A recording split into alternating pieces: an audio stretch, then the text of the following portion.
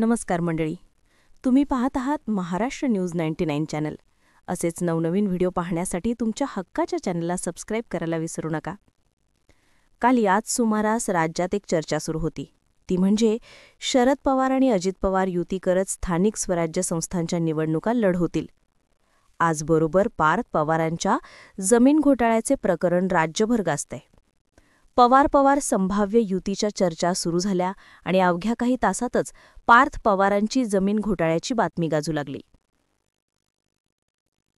आता हे टायमिंग म्हणजे योगायोग असावा असंही म्हणता येतं, पण अजित पवारांचा कथित सिंचन घोटाळा, राण्यांवरच्या कारवाया, भुजबळांचा महाराष्ट्र सदन घोटाळा, अशोक चव्हाणांचा आदर्श घोटाळा या सर्व आरोपांचा पुढे राजकीय हत्यार म्हणून वापर करण्यात आला. हे जगजाहीर आहे.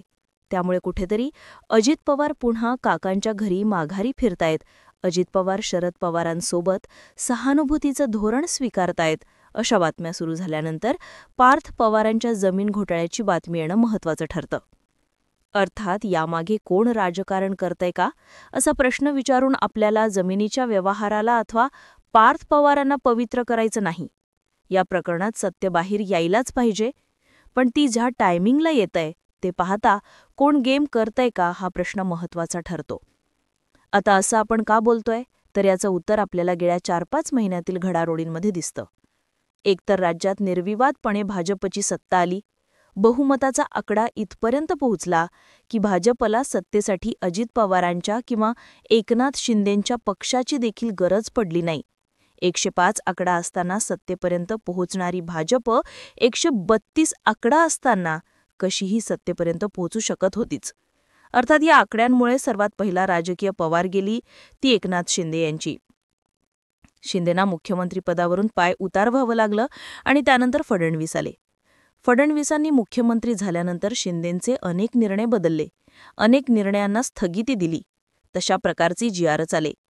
पण लाडक्या बहिणीसाठी पैसे कमी पडत असल्यानं किंवा इतर कारणांमुळे हे निर्णय बदलण्यात येत असल्याचं सांगण्यात येत होतं. तरीही शिंदे आणि फडणवीस यांच्यातल्या सुप्त संघर्षाची चर्चा होतच राहिली. जरांगे पाटलांच्या आंदोलनामागे देखील शिंदेच असल्याचे आरोप झाले. पण या सुप्त संघर्षात अजित पवार आपल्याला फडणवीसांच्याच मागे ठामपणे उभा असल्याचं दिसून येत होतं. फडणवीसांना संख्याबळासाठी अजित पवारांची गरज नसली तरीही मित्रपक्षांच्या नैतिकतेच्या नरेटिव्हसाठी अजित पवारांची गरज आहेच. फडणवीसांचं ठाकरेंसोबत जमलं नाही, फडणवीसांचं शिंदेंसोबत जमलं नाही, आता फडणवीसांचं अजित पवारांसोबत जमलं नाही तर मग फडणवीसच दोषी आहेत असं नरेटिव्ह सहजपणे तयार झालं असतं. पर्यायाने सत्तेच्या स्पर्धेत फडणवीसांना अजित पवारांची साथ महत्त्वाची ठरत होती आणि ठरत आहे असंही म्हणता येतं. मग गेल्या 4-5 महिन्यात नेमक्या काय डेव्हलपमेंट होताना दिसल्या तर शरद पवार सक्रिय राजकारणातून कुठेतरी कमी होताना दिसू लागले. म्हणजे अगदी काल परवाचंच उदाहरण द्यायचं झालं तर मुरलीधर मोहोळे जैन बोर्डिंगच्या प्रकरणात अडकले. एकनाथ शिंदेंचे धंगेकर मैदान गाजवत असताना शरद पवारांची राष्ट्रवादी या प्रकरणात कुठे होती असा प्रश्न पडतो. फलटणच्या प्रकरणात मेहबूब शेख सक्रिय असले तरी शरद पवार विशेष विरोध करताना दिसत नाही असं बोललं जाऊ लागले.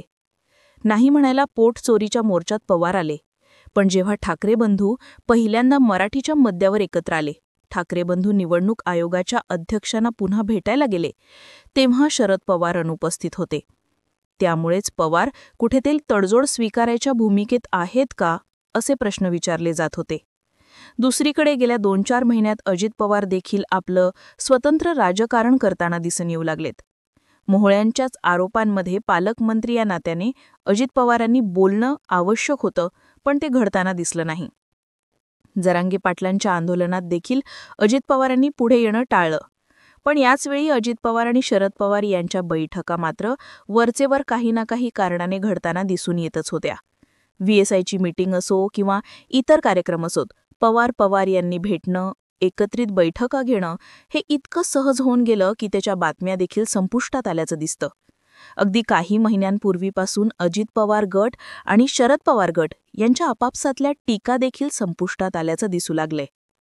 आता याचा अर्थ अजित पवार शरद पवारांसोबत जुळवून घेतील आणि शरद पवार भाजपसोबत जाणं मान्य करतील असं मात्र घडताना दिसलं नाही. भाजपचे काही मंडळींचे आरोप आहेत की पवारांनी सोबत येऊ म्हणून आपल्या हायकमांडची सातत्याने फसवणूकच केली आहे. त्यामुळे पवारांनी आता आपली भूमिका बदलली तरी शरद पवार आता भाजपला, विशेष करून संघाला नकोयत. पवारांना देखील आपलं राजकीय मूल्य टिकवून ठेवायचं असेल तर भाजपसोबत जायचं नाही. थोडक्यात आत्तापर्यंत काय दिसतंय तर अजित पवार आणि शरद पवार यांच्या पक्षात तडजोड होताना दिसतेय. पण भाजपला शरद पवारांची साथ नकोय. विशेष करून अजित पवारांनी देखील शरद पवारांसोबत जाणं नको आहे. याचं महत्त्वाचं कारण म्हणजे पवार एकत्र आल्यास पुन्हा वोट बँक मजबूत होऊ शकते आणि काँग्रेस आणि शिवसेनेच्या फाटाफुटीत अखंड राष्ट्रवादी क्रमांक 2चा ताकदीचा पक्ष होऊ शकतो.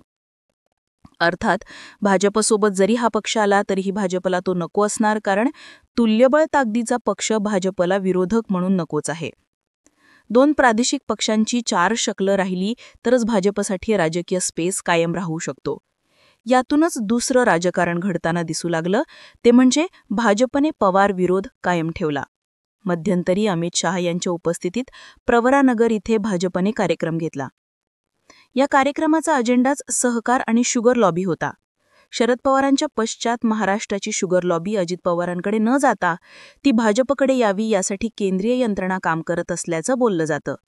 त्यातूनच विखेनं बळ देण्याचं राजकारण सुरू झाल्याचं सांगण्यात येतं. विखे आणि पवार हा पिढ्यांचा संघर्ष पाहता हा दावा देखील पटण्यासारखाच आहे. दुसरीकडे सोलापुरात ऑपरेशन लोटस राबवत राष्ट्रवादीचे, विशेषतः अजित पवारांच्या माणसांना थेटपणे भाजप प्रवेश देण्यात आला. मित्रपक्षांमध्ये असणारा अलिखित संकेत भाजपने इथं पाळला नाही. त्यानंतर लगेचच VSIची चौकशीची बातमी आली. अशी चौकशी नसल्याचं फडणवीसांनी जाहीर केलं. पण मुळात ही बातमी आलीच कुठून ते कोणालाच समजलं नाही.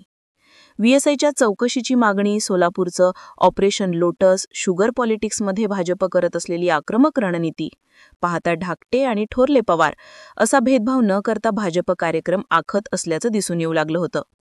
थोडक्यात सध्याच्या राजकीय समीकरणांमध्ये भाजप स्थानिक स्वराज्य संस्था, आगामी विधानसभा, लोकसभा स्वतंत्र लढत असेल तर भाजप विरुद्ध काँग्रेस विरुद्ध 2, शिवसेना विरुद्ध 2 राष्ट्रवादी अशी समीकरणं लॉंग टर्म राजकारणात तयार होऊ शकतात. आणि इथे भाजप कधीही वरचढ ठरू शकतो. कारण शिंदेची शिवसेना एकाकी पडली तरी तिला ठाकरेंसोबत जाता येत नाही. अजित पवारांचं मात्र तसं नाही. अजित पवार आणि शरद पवार यांच्यात कधीही तडजोड होऊ शकते आणि राष्ट्रवादी आपलं राजकीय मूल्य परत मिळवू शकते. अर्थात असं झालं तर भाजप नंतरचा दुसरा पक्ष म्हणून राष्ट्रवादीच तयार होतो आणि तो संपवणं इतकेच शक्य होत नाही. कुठेतरी ही हालचाल होताना दिसली. भाजप स्वतंत्र लढत असेल तर अजित पवारांना शरद पवारांचा पर्याय आहे आणि हा पर्याय उभा राहू नये म्हणूनच हे प्रकरण त्याच टायमिंगला बाहेर आलं का असा प्रश्न विचारला जातोय तो यामुळेच. अर्थात दीर्घकालीन राजकारणाचा विचार केला तर या शंकेला जागा आहेच, पण शॉर्ट टर्ममध्ये राजकीय गोळाबेरीज म्हणून हे प्रकरण बाहेर आलं असेल तर क्रमांक 1 दिल्लीकडे शिफ्ट होताना त्या जागेवर तिसऱ्यांचा क्लेम नको म्हणून मिस्टर 2 असणारांनी देखील